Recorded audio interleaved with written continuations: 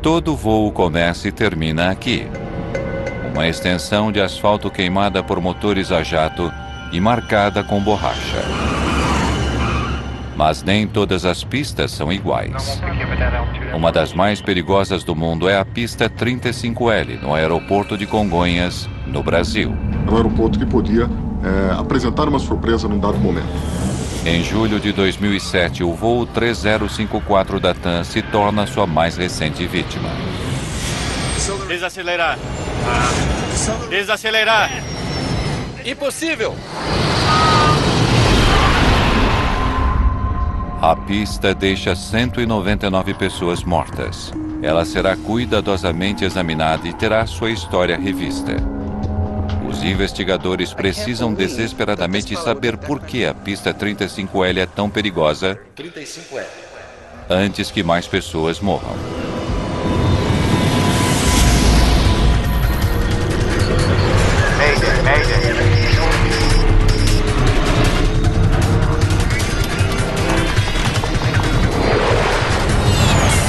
Mayday, desastres aéreos. Esta é uma história real baseada em relatórios oficiais e relatos de testemunhas. Tragédia em São Paulo. 17 de julho de 2007, São Paulo, Brasil. Uma forte chuva cai sobre a maior cidade do Brasil. São Paulo vive esse tipo de dilúvio regularmente durante as chuvas de inverno. A chuva torrencial deixa o tráfego intenso ao redor do aeroporto de Congonhas. A 800 quilômetros dali, o voo 3054 da TAM está a caminho, vindo da cidade de Porto Alegre. O Airbus A320 partiu para São Paulo cerca de 90 minutos atrás. Para os 181 passageiros a bordo, este é um voo doméstico de rotina. Entretanto, algo inesperado aconteceu. O comandante Henrique Stefanini de Sacco e seu primeiro copiloto, Kleiber Lima, acabaram de saber que a chuva pesada levou ao fechamento temporário da pista 35L, a principal pista no seu destino. Disseram quando irá reabrir? Não. Prepare uma alternativa para o caso de precisarmos. Senhoras e senhores, devido ao mau tempo, parece que não poderemos pousar em Congonhas como planejado. Falarei com vocês Novamente quando eu tiver mais informações.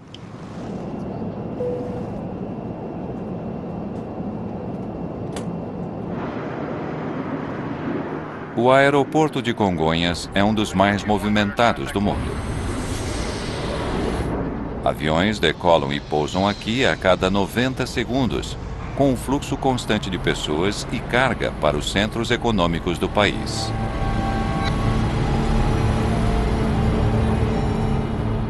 Mas Congonhas também é bastante conhecido entre os pilotos. O aeroporto fica no coração da cidade, com edifícios de apartamentos, escritórios e ruas por todos os lados.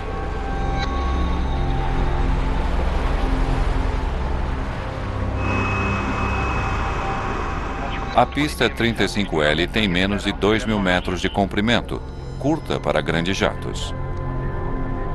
E pior ainda, ela fica no topo de uma colina, com uma queda acentuada de todos os lados. O risco que o aeroporto oferece, exatamente por conta da sua construção, por conta da sua geografia, ele não permitiria erros simples, falhas simples.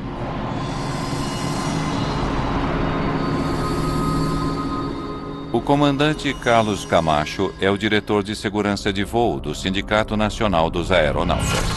Quando se aproxima da pista, ali sim, ali o estresse ele sobe muito, ele eleva bastante, porque a visão de túnel, o volume de adrenalina na circulação sanguínea aumenta muito. Nós enxergamos como um porta-aviões. Isso faz de Congonhas um dos aeroportos mais traiçoeiros do mundo.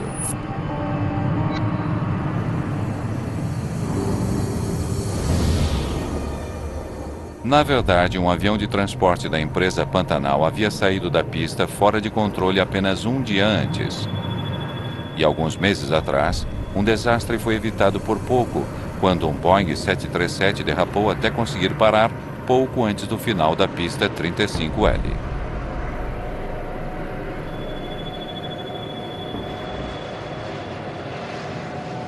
Os pilotos, ao se aproximarem para pouso, para operar em Congonhas, vinham mais preocupados do que se estivesse operando em outro aeroporto nacional.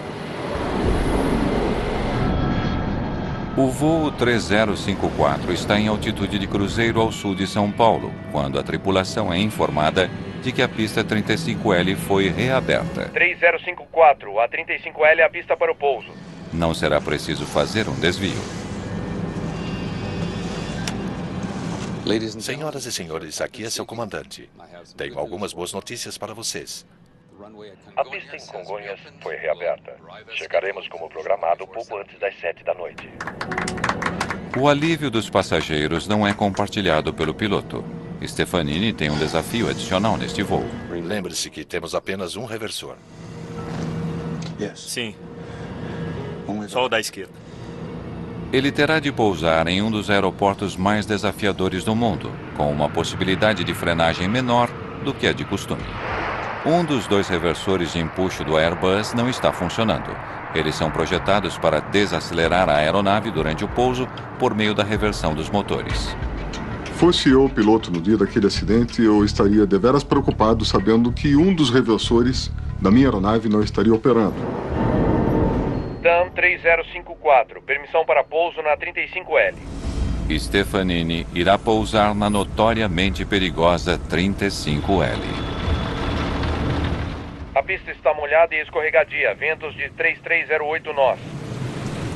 E quando o avião da TAM que vinha para pouso, ele foi informado que a pista apresentava condições de baixa aderência.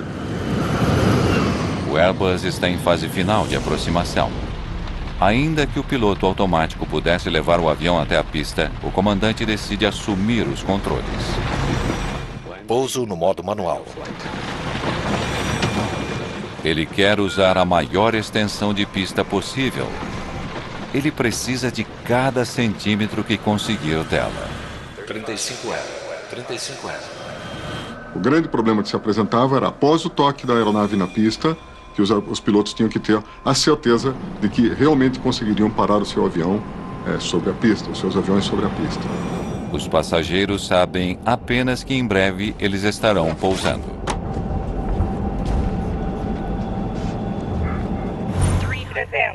300. Agora eles estão a apenas 300 metros acima da cidade. O Airbus está alinhado com o centro da pista. Centro. Condições da pista. 200. 100. Um ponto agora? Tudo bem. As rodas do avião irão tocar a pista de Congonhas em questão de segundos. 20. Retardar.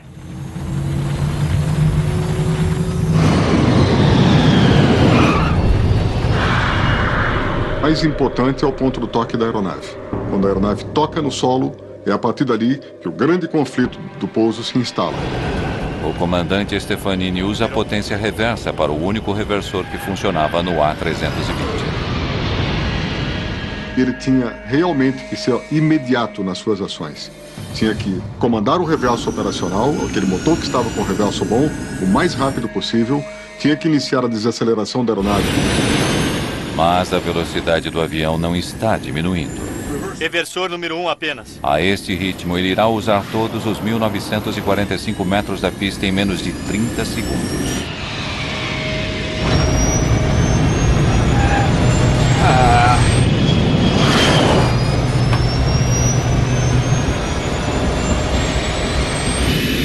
Desacelerar. Impossível. A opção dos pilotos seria operar o sistema manual de freios e foi o que eles fizeram, que é através dos pedais, tá? Pressionar os pedais muito e bastante por muito tempo. Veja! Agora, Veja! a aeronave misteriosamente puxa para a esquerda. Vire! Vire! é quase como se agisse por conta própria. Meu Deus! Meu Deus!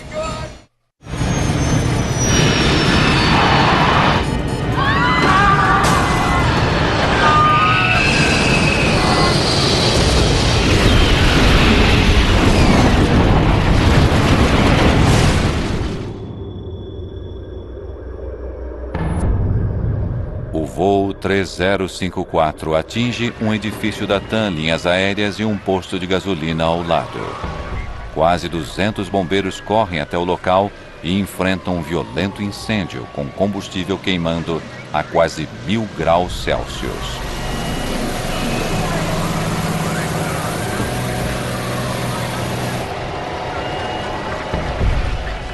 A devastação deixa o Dr. Douglas Ferrari horrorizado.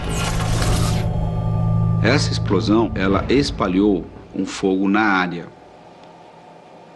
Então, no posto de gasolina houve um incêndio no posto, matou as pessoas que estavam abastecendo, queimou toda a estrutura do posto, irreconhecível.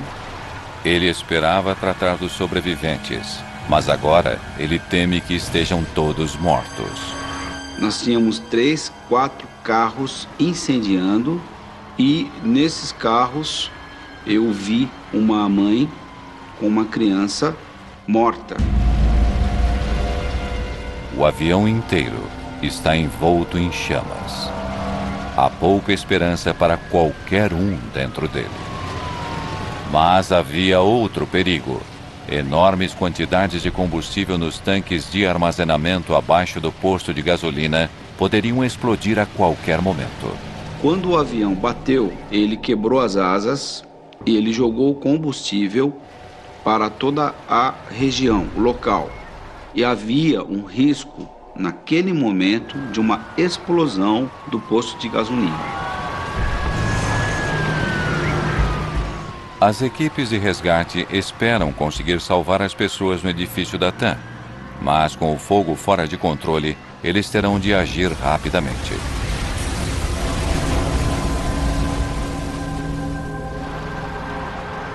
Então a gente conseguia retirar pessoas lá dentro, estava naquela adrenalina de entrar na sala, de atender as pessoas.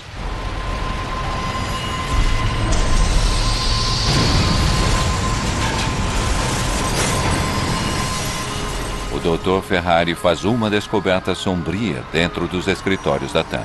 A asa do avião e o avião impactaram e ela não permitiu a saída, o avião não permitiu a saída dessas pessoas. O bombeiro estava comigo, eu estava atrás e ele foi retirando os corpos e colocando na calçada. A minha sensação era muito ruim. Mas alguns funcionários de escritório são localizados em outra parte do edifício e a equipe de resgate se apressa para colocá-los em segurança.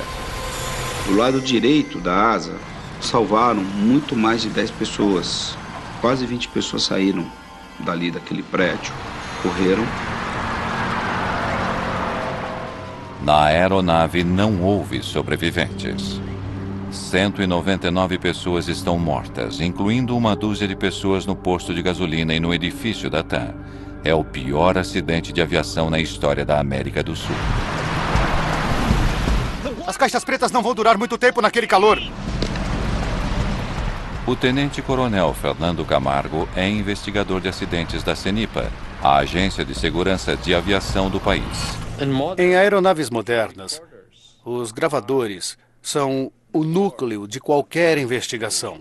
Por isso, quando chegamos ao local do acidente e vimos a violência do fogo, ficamos realmente preocupados com a integridade dos dados. Ele sabe que o calor intenso já poderia estar prejudicando os gravadores de voz e dados do voo. Provas valiosas que poderiam ajudar a explicar o acidente podem então estarem perdidas. O coronel Camargo e sua equipe sabem que no dia anterior outro avião havia deslizado para fora da pista 35L. Sabíamos que teríamos de fazer uma investigação completa da pista. Se aquela pista com chuva provocou este acidente, outro desastre poderia acontecer novamente e logo. Há uma enorme pressão para se descobrir exatamente o que aconteceu com o voo 3054.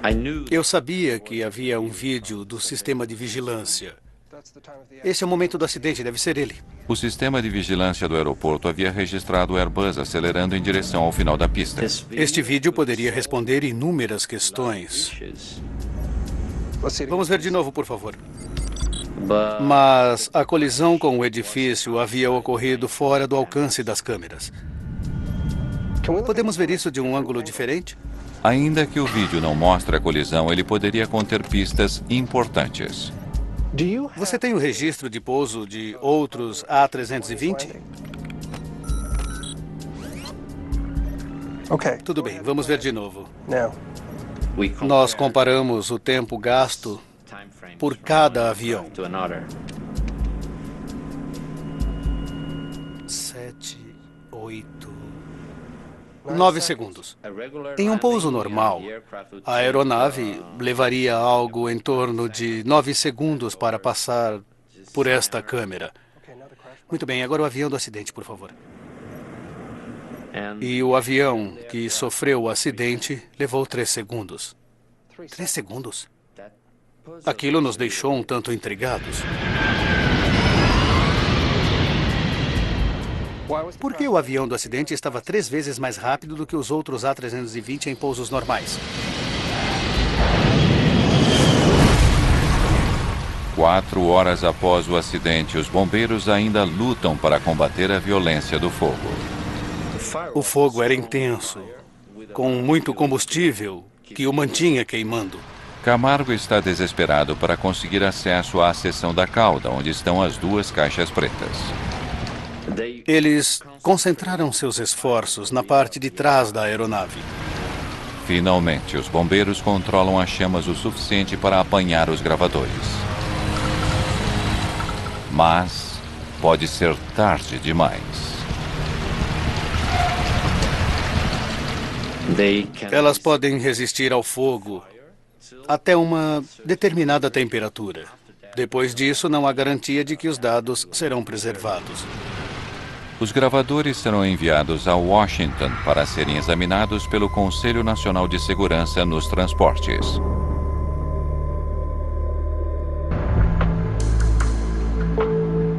Os investigadores podem então focar na perigosa pista 35L. Eles examinam a superfície em busca de pistas que possam explicar por que o voo 3054 perdeu o controle. Caminhamos pela pista, procurando evidências, marcas da aeronave, o ponto onde ela teria desviado para fora da pista.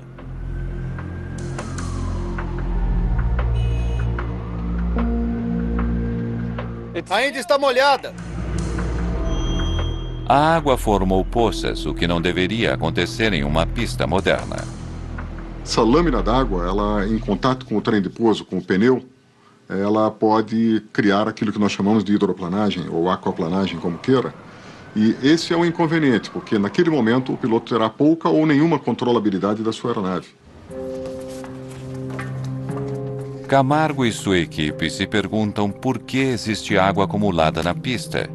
Eles estudam arquivos da agência do governo que administra o aeroporto de Congonhas e descobrem que a pista 35L fora totalmente recapeada apenas um mês antes do acidente. Em 2007, a pista havia passado por uma reforma e ela vinha oferecendo um nível de aderência muito baixo. Havia muitos reportes, muitas informações de derrapagens. Durante anos, os pilotos tinham se queixado sobre as condições escorregadias daquela pista. Eles sabiam que a superfície precisava ser refeita. Isso porque ela permitia o acúmulo de água. 35L, 35L. A pista tinha sido recapeada e isso deveria ter resolvido o problema da água. Ela tinha sido reaberta apenas algumas semanas antes do acidente. A nova superfície parecia ser uma grande melhoria.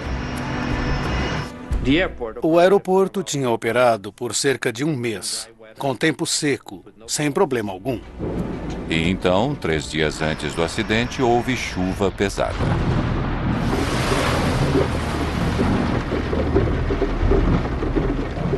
E com a chuva, problemas antigos, que supostamente estariam resolvidos, voltaram a surgir. Na noite do acidente, o grande problema que lá havia era ainda a questão da água. Tá? As aeronaves ainda estavam reportando que havia dificuldade para frenar. A pista está molhada e escorregadia.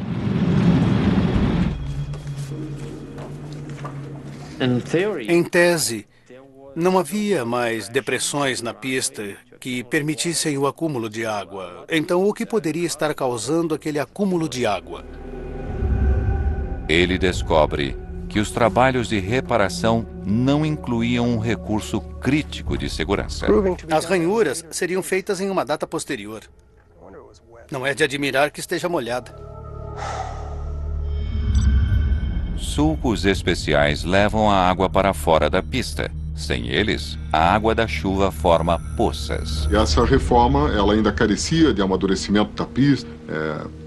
Era uma dificuldade grande para se poder, inclusive, interromper por mais tempo a operação do aeroporto, da pista principal, para que se pudesse fazer a instalação, a implantação dos groovings.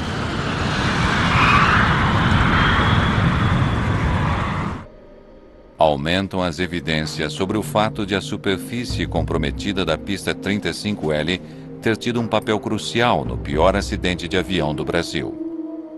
O coronel Camargo se preocupa com o fato de que as conhecidas chuvas do Brasil possam trazer mais catástrofes na pista.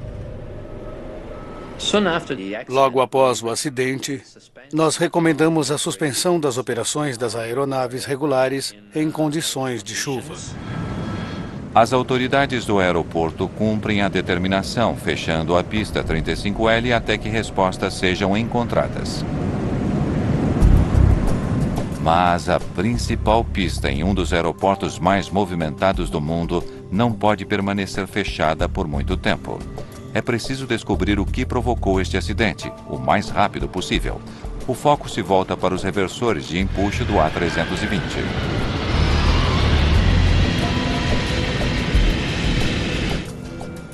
Os registros de manutenção do avião revelam por que apenas um deles estava funcionando.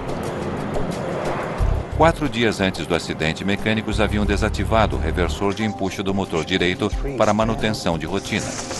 Mas o avião havia voado sem incidentes durante 4 dias. O avião havia não apenas pousado repetidamente com o reversor de empuxo, mas havia também pousado em segurança na pista 35L.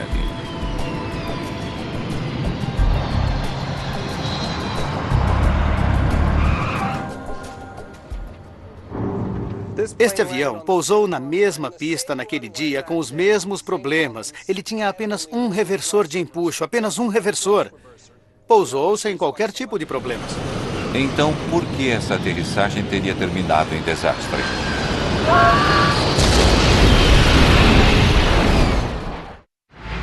O coronel Fernando Camargo viaja para Washington, Distrito de Colômbia, onde técnicos no Conselho Nacional de Segurança nos Transportes irão ajudá-lo a tentar recuperar os dados armazenados nos gravadores de dados do voo 3054, bastante danificados pelo fogo. Primeiro, eles procuram um chip sensível à temperatura que poderia lhes dar uma ideia dos danos causados pelo calor. Existe um indicador que muda de cor se exposto a uma temperatura superior à qual foi fabricado para suportar. Ainda que as caixas sejam projetadas para sobreviver a um fogo violento de até 1000 graus Celsius, a aparência do chip é preocupante. As placas tinham sido submetidas a um incêndio que ultrapassava os seus limites. Eles testam a placa de circuito para verificar se a memória sobreviveu. Sem os dados, a investigação sobre o voo 3054 seria realmente comprometida. O coronel Camargo pode então nunca saber por que 199 pessoas morreram no aeroporto mais movimentado do Brasil. Entretanto, o teste com a placa de circuito lhes dá esperança. Temos alguma coisa. Felizmente, tudo dá certo e conseguimos recuperar 100% dos dados. As informações lhes fornecem um quadro do desempenho do avião. A velocidade está boa. Nos segundos críticos antes do acidente, Eles desceram. Os freios foram acionados. Freios acionados. os dados confirmam que os freios de pé estavam funcionando corretamente e que o A320 não derrapou ou deslizou. Aqui. E então Camargo descobre que os dois motores do avião estavam inexplicavelmente operando um contra o outro. Motor 1. O motor esquerdo do avião estava em reverso para ajudar a desacelerar a aeronave. Mas o motor direito, com o reversor de empuxo com problemas, está acelerando. Estava fazendo o oposto. Deveria estar em marcha lenta. Em vez de desacelerar, ele estava acelerando para uma velocidade de decolagem. Desacelerar. Impossível. Desacelerar. Impossível. Com um motor com potência total, os pilotos não tiveram chance de parar o avião a tempo. A aeronave estava freando. Meu Deus, veja isso! Mas ela levaria cerca de mais 1 quilômetro para parar. O empuxo desigual levou o avião para a esquerda. Vire! O motor direito estava, na verdade, aumentando a potência. Não havia qualquer meio disponível para que o piloto evitasse que a aeronave virasse para a esquerda. Então, o segundo motor estava acelerando quando deveria estar em idle, que é o ponto morto. Isso explicaria o desvio para a esquerda, não? E o que isso significa? Agora o coronel Camargo precisa descobrir por que o motor direito estava com potência total quando deveria estar em reverso. Naquele momento, poderíamos estabelecer, a grosso modo, duas principais linhas de investigação. Uma, falha mecânica. E a outra, erro do piloto. O coronel Camargo chama duas investigadoras que lidam com fatores humanos. A tenente-coronel Márcia Fager e a primeira-tenente Vanessa Dias. O piloto é Henrique Stefanini de Sacco, 53 anos, de São Paulo. Horas de voo 13.654. Na verdade, o piloto que estava no comando, ele era um piloto muito experiente e conhecia muito bem o avião. Seu copiloto era Aguilar Kleiber Lima, 54 anos, de Porto Velho. 14.760 horas de voo. Quando o piloto vai para a rota, ele já tem o treinamento adequado para ter um desempenho satisfatório, inclusive para as emergências. Seu trabalho é determinar se a tripulação de alguma forma cometeu um erro que poderia ter levado um motor a ficar em potência total. Na máquina, tem programado, foi projetado, então você já pode ir direto ao ponto. Com o ser humano, como é muito diversificado, cada ser humano tem uma forma de pensar, uma maneira de agir, é um desafio nosso a mais a entender. Mas eu não consigo acreditar que esse piloto cometeria esse tipo de erro. Agora a equipe que lida com fatores humanos deve conduzir um estudo psicológico da tripulação para entender como eles poderiam ter cometido um erro fatal. A gente tenta recriar, através da história da pessoa, de cada um dos tripulantes, da experiência que eles tinham. Senhoras e senhores, aqui é seu comandante. Tenho algumas boas notícias para vocês. Criar um cenário para imaginar o que se passou dentro da cabine. O coronel Camargo ainda acredita que o mais provável é que tenha havido falha mecânica. Ele volta então sua atenção para a mecânica complexa que liga os manetes aos motores. Ele precisa determinar se uma falha ali teria levado ao misterioso aumento de potência. Começamos a estudar o sistema de potência. Cada componente do sistema, desde o manete até o motor. Sabemos que não é o FADEC. Não há nada de errado com os motores. Portanto, resta apenas um componente que poderia ter causado o problema: o mecanismo que liga os manetes aos motores. Um dispositivo chamado de Artificial Fuel Unit, ou AFU. Investigadores se perguntam se esse dispositivo falhou, deixando os motores em potência total, mesmo que os pilotos tenham colocado o manete em idle. Entretanto, tal falha é muito improvável.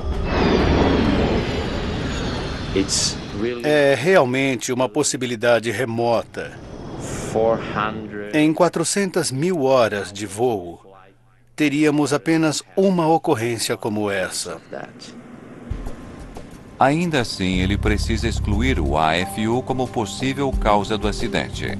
Mas ele nem mesmo sabe se a unidade poderá ser encontrada em meio aos destroços.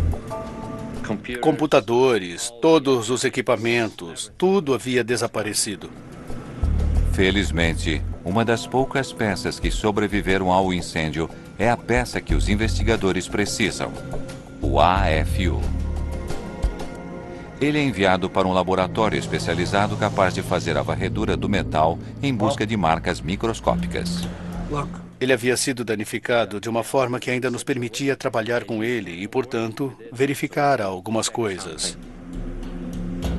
O scanner em 3D permite verificar cortes ou arranhões que indicariam que o dispositivo falhou. Estou procurando quaisquer marcas incomuns nesta área.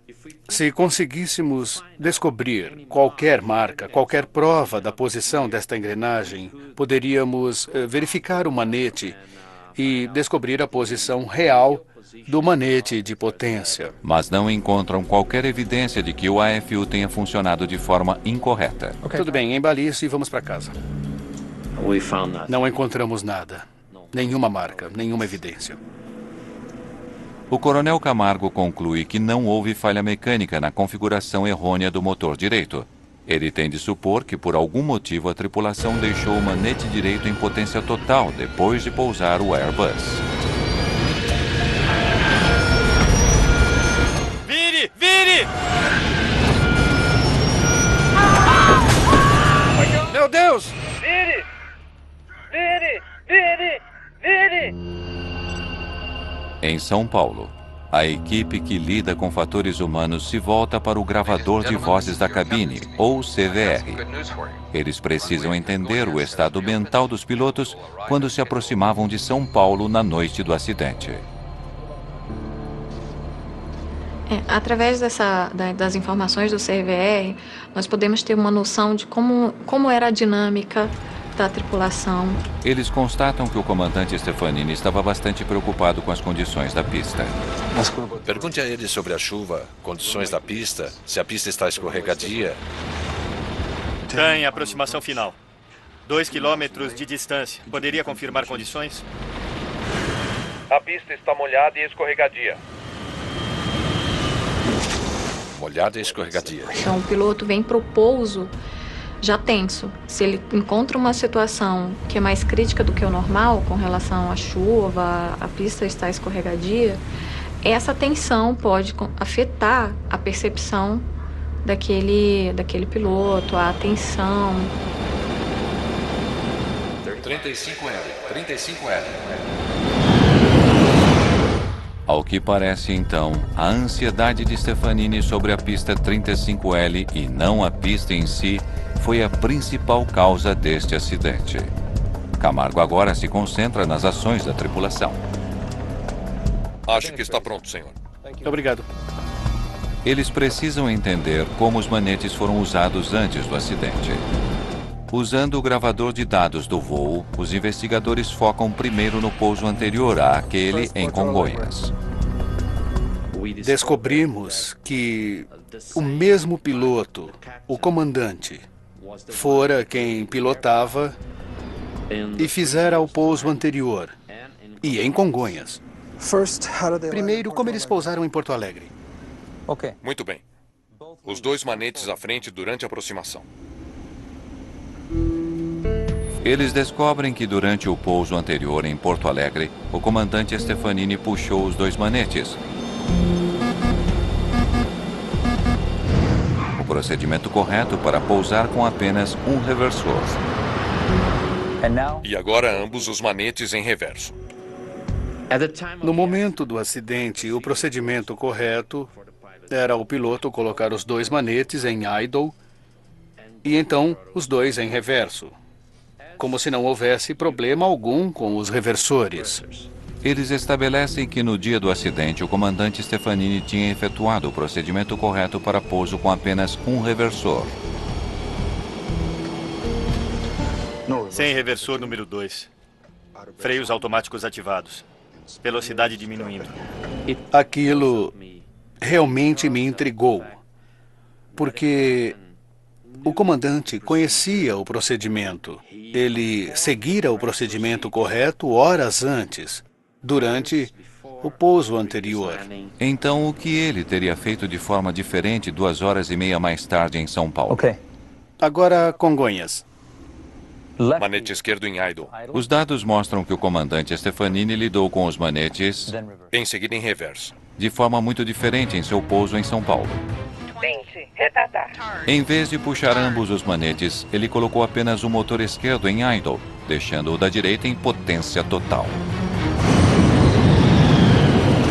E então, quando a aeronave tocou o solo, ele ativou apenas o reversor da esquerda, deixando novamente o motor direito em potência total.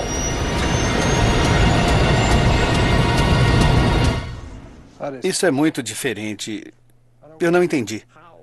Como alguém que conhecia a aeronave, que conhecia o procedimento correto, que havia executado o procedimento correto, como ele poderia fazer algo diferente? Não parece fazer sentido. Podemos precisar da sua ajuda nisso. Até que Camargo pede a ajuda de outro piloto. Só então ele descobre um detalhe importante que poderia explicar o que o comandante fez. Havia um procedimento mais antigo e ultrapassado para o pouso de um A320 com um único reversor. Poderia demonstrar isso, por favor? O começo é igual, mas há uma diferença importante. O antigo procedimento consistia em levar os dois manetes para idle e, em seguida, apenas o manete correspondente ao motor com o reversor em operação normal seria levado para a posição reversa. Mas não foi isso que o comandante Stefanini fez. Ele deixou o motor direito em potência total em vez de trazê-lo para idle. Se ele estava tentando o procedimento antigo, ele não o fez.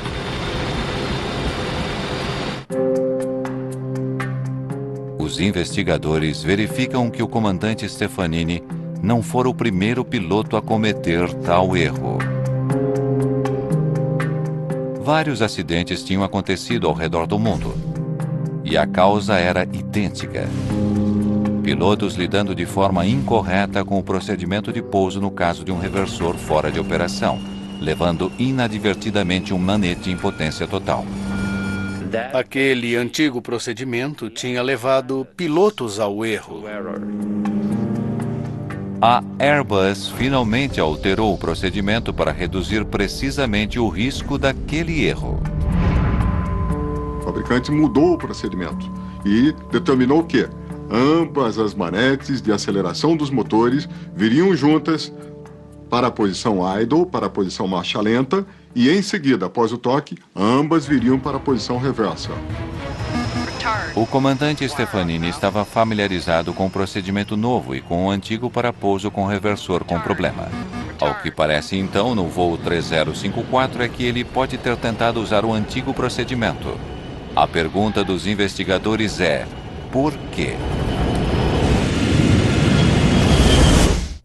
Os investigadores ainda não conseguem entender por que a tripulação do voo 3054 deixou um motor com potência total depois de tocar o solo. Eles entenderam errado? Mas depois de entrevistar outros pilotos, eles realmente entendem por que usar o método antigo teria feito sentido naquele dia chuvoso em Congonhas. Ele faria o avião parar muito mais rapidamente do que o procedimento novo. Isso poderia explicar por que o comandante teria usado um procedimento antigo. Ele acreditou que fosse mais eficiente do que o atual. Os investigadores imaginam que, em reação à piora das condições climáticas em Congonhas, Pista molhada, um reversor. Vou ganhar um pouco de pista e usar o procedimento antigo. ele estava tentando garantir que eles teriam a maior extensão possível para parar sobre a conhecida pista 35L, mas ele cometeu um erro que custou muito. Nessas circunstâncias, Lembre-se, temos apenas um reversor. Um reversor, voo manual, molhada, um reversor, voo manual. é completamente compreensível que ele tenha tentado um procedimento antigo e, sob tamanha pressão, tenha cometido um erro.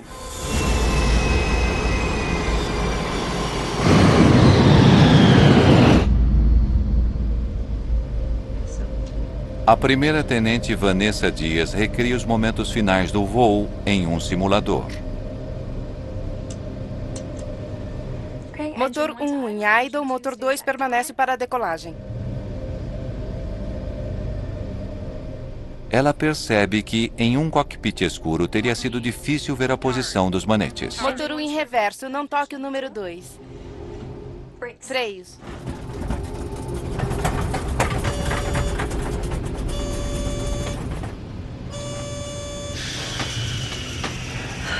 Muito bem. Terminamos. No simulador, nós temos como programar toda a circunstância. Então, colocar o horário próximo como estava acontecendo, nublado, chovendo, com a pista molhada, com a pista escorregadia, com a circunstância dos manetes estarem na posição. E nessas circunstâncias, nós também saímos da pista e tivemos um acidente no simulador. Agora, a Tenente Dias acredita entender por que o voo 3054 da TAM terminou em tragédia. O comandante Stefanini fez tudo o que podia para garantir que o A320 pousasse na pista 35L com a maior extensão de pista à sua frente quanto possível. Pouso no modo manual. Mas a perspectiva de pouso na traiçoeira pista o tinha deixado tão tenso que ele cometeu uma falha em um procedimento simples. É possível que essa tensão possa bloquear uma resposta motora dele que seja necessária, pode afetar a prontidão que é necessária para dar um retorno.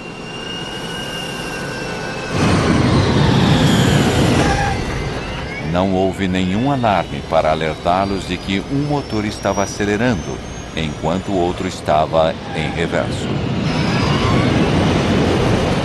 O copiloto Lima tentou descobrir o que estava errado. Desacelerar. Mas em uma cabine escura, Impossível. e com a tensão de um pouso que não está correndo bem, ele não percebeu a posição errada do manete. Desacelerar. Desacelerar. Impossível. A gente percebe através da escuta que eles não estavam conseguindo perceber o que estava acontecendo na aeronave. Veja isso. Uma pista com uma reputação perigosa deixou a tripulação tão tensa que eles cometeram um erro que acabou matando 199 pessoas. Meu Deus! Meu Deus!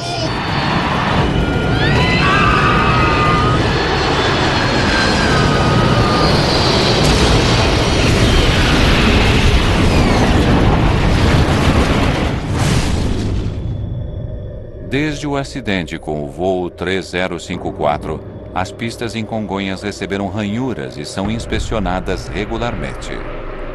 Novas regras estão em vigor exigindo procedimentos de pouso em tempo de chuva. Em tempo chuvoso, você precisa ter todos os reversores funcionando. Mas, apesar desses esforços para melhorar a segurança em Congonhas, muitos pilotos duvidam que a situação esteja melhor. Não é mais seguro porque ele continua sendo um aeroporto crítico. A eliminação total, absolutamente total, das operações em dias de chuva ou com pista molhada significaria, sim, um incremento significativo das condições de segurança desse aeroporto. O que está claro é que ainda hoje a pista 35L não conseguiu afastar sua reputação de uma pista mortal. 35L. Versão Marshmallow, São Paulo.